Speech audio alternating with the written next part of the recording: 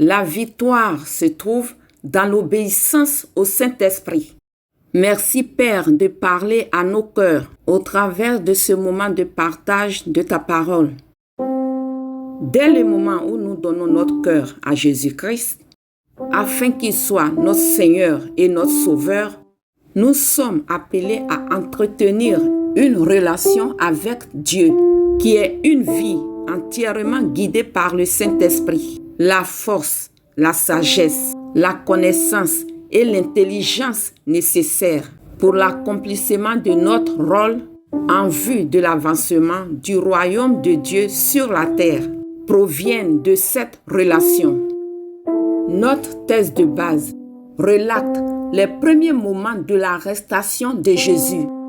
Lisons l'évangile de Jean au chapitre 18 du verset 1 au verset 11. Merci Seigneur de parler à nos cœurs. Nous couvrons ce moment du précieux sang de l'agneau. Lorsqu'il eut dit ces choses, Jésus alla avec ses disciples de l'autre côté du torrent du Cédron, où se trouvait un jardin, dans lequel il entra, lui et ses disciples. Judas, qui le livrait, connaissait ce lieu, parce que Jésus et ses disciples s'y étaient souvent réunis. Judas donc, ayant pris la cohorte et des huissiers qu'envoyèrent les principaux sacrificateurs et les pharisiens, vint là avec des lanternes, des flambeaux et des armes. Jésus, sachant tout ce qui devait lui arriver, s'avança et leur dit : « Qui cherchez-vous » Ils lui répondirent : « Jésus de Nazareth. » Jésus leur dit : « C'est moi. » Et Judas qui le livrait était avec eux. Lorsque Jésus leur eut dit : « C'est moi », ils reculèrent et tombèrent par terre. Il leur demanda de nouveau : « Qui cherchez-vous » Et ils dirent : « Jésus de Nazareth. » Jésus répondit : « Je vous ai dit que c'est moi. Si donc c'est moi que vous cherchez, laissez aller ceci. » Il dit cela afin que s'accomplisse la parole qu'il avait dite. « Je n'ai perdu aucun de ceux que tu m'as donnés. » Simon-Pierre, qui avait une épée, la tira, frappa le serviteur du souverain sacrificateur et lui coupa l'oreille droite. Ce serviteur s'appelait Malchus. Jésus dit à Pierre : « Remets ton épée dans le fourreau. Ne boirai-je pas la coupe que le Père m'a donnée à boire ?» Dans notre étude, nous nous intéresserons principalement à deux personnes, Jésus et Pierre. Relevons ensemble ce que le texte nous dit sur Jésus. Verset 1a. Lorsqu'il eut dit ces choses. Verset 1b. Jésus alla avec ses disciples de l'autre côté du torrent du Cédron, où se trouvait un jardin. Verset 1c. Dans lequel il entra, lui et ses disciples. Verset 4. Jésus, sachant tout ce qui devait lui arriver, s'avança et leur dit : « Qui cherchez-vous » Verset 5b. Jésus leur dit : « C'est moi. » Verset 7. Il leur demanda de nouveau : « Qui cherchez-vous » Verset 8. Jésus répondit : « Je vous ai dit que c'est moi. Si donc c'est moi que vous cherchez, laissez aller ceci. » Il dit cela afin que s'accomplisse la parole qu'il avait dite. « Je n'ai perdu aucun de ceux que tu m'as donnés. » Verset 11a. Jésus dit à Pierre : « Remets ton épée dans le fourreau. » Verset 11b. Ne boirai-je pas la coupe que le Père m'a donnée à boire ? Relevons à présent ce que le texte dit sur Pierre. Selon le verset 1, Pierre se trouvait avec Jésus et les autres disciples dans le jardin. Au verset 10, Simon-Pierre, qui avait une épée, la tira, frappa le serviteur du souverain sacrificateur et lui coupa l'oreille droite. Passons au bilan de l'expérience vécue par Jésus et Pierre. Question 1. Qu'est-ce qui a donné à Jésus de faire face à l'épreuve qui s'est présentée devant lui? Réponse. Jésus savait en avance ce qui devait se passer cette nuit et il s'y était préparé. Jésus, sachant tout ce qui devait lui arriver, s'avança et leur dit: Qui cherchez-vous? Jean chapitre 18, verset 4. Jésus avait également préparé ses disciples par ces paroles mentionnées dans les chapitres précédents. Lire Jean 16, versets 32 à 33. Nous notons également un bref échange qu'il y a eu entre Jésus et Pierre. Lisons Jean chapitre 13, versets 36 à 38. Simon-Pierre lui dit: Seigneur, où vas-tu? Jésus répondit: Tu ne peux pas maintenant me suivre où je vais, mais tu me suivras plus tard. Seigneur, lui dit Pierre, pourquoi ne puis-je pas te suivre maintenant? Je donnerai ma vie pour toi. Jésus répondit: Tu donneras ta vie pour moi.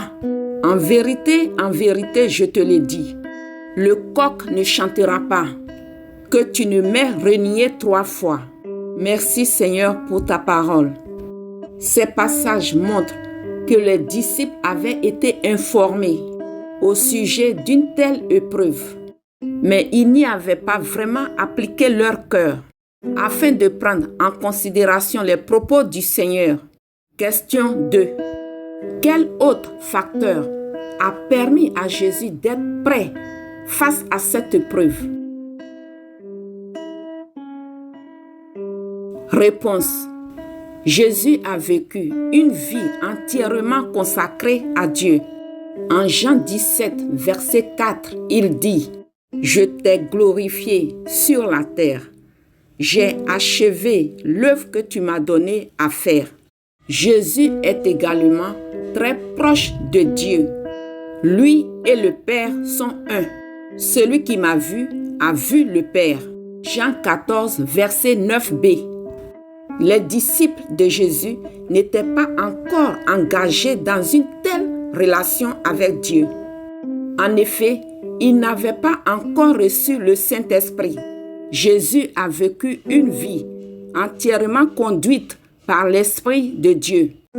C'est la raison pour laquelle il a pleinement accompli la volonté et l'œuvre de Dieu. Question 3. Au vu de ce que nous avons étudié, pouvons-nous accomplir la volonté de Dieu sans que nous ne soyons conduits par le Saint-Esprit? Réponse. Non. Sans la conduite du Saint-Esprit, nous ne pouvons pas accomplir la volonté de Dieu. Question 4. Sur quoi Pierre comptait-il? Référez-vous à Jean 13, versets 36 à 38 et Matthieu 26, versets 40 à 41. Réponse. Pierre s'est appuyé sur sa propre volonté et sur ses capacités. Il est vrai que l'échec de Pierre avait été annoncé par le Seigneur Jésus. Plus tard, Pierre a compris que pour plaire à Dieu, la volonté humaine seule ne suffit pas. Mais il faut nécessairement avoir en soi le Saint-Esprit et se laisser conduire par lui. C'est lui qui est l'esprit de sagesse et d'intelligence, l'esprit de conseil et de force, l'esprit de connaissance et de crainte de l'Éternel. Auditeur, vis-tu la victoire en Christ? Gloire soit rendue à Dieu qui a donné par la suite à Pierre de passer de l'échec à la victoire. Actes des Apôtres, chapitre 2. De même, nous pouvons passer d'une vie pleine d'erreurs à une vie victorieuse en Jésus-Christ. La clé est de recevoir le Saint-Esprit et se laisser conduire par lui. Auditeur, as-tu déjà invité Jésus-Christ à entrer dans ton cœur afin qu'il sauve ton âme?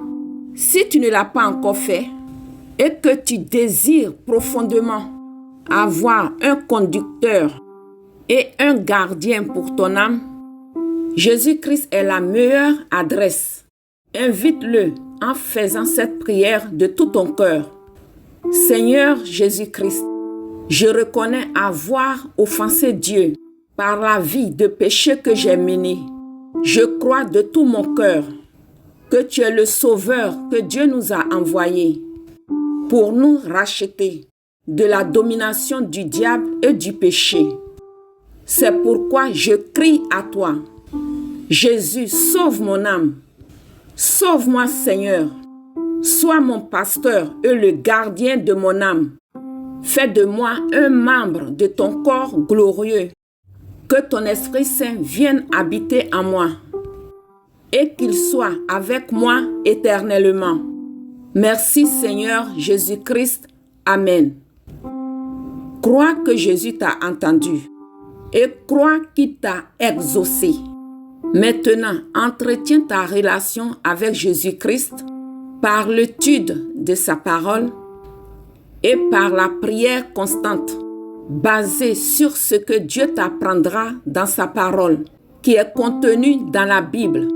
Par la prière, demande également à Jésus la grâce de te joindre à d'autres croyants qui lui sont fidèles, afin que tu grandisses dans la foi et que tu sois utile pour l'avancement du royaume de Dieu dans ce monde. Jésus-Christ est le Fils de Dieu. Lorsque nous acceptons qu'il soit le Seigneur de notre vie, Dieu devient notre Père. Quelle grâce! Béni sois-tu, Père, pour ta sainte parole, qu'elle produise en chacun de nous le fruit que tu recherches. Par Jésus-Christ, notre Seigneur et notre Sauveur. Amen. Vous pouvez nous écrire à l'adresse suivante: tout-puissant sauveur @gmail.com. Je vous invite à liker, à vous abonner et à partager la chaîne. Que Dieu vous bénisse.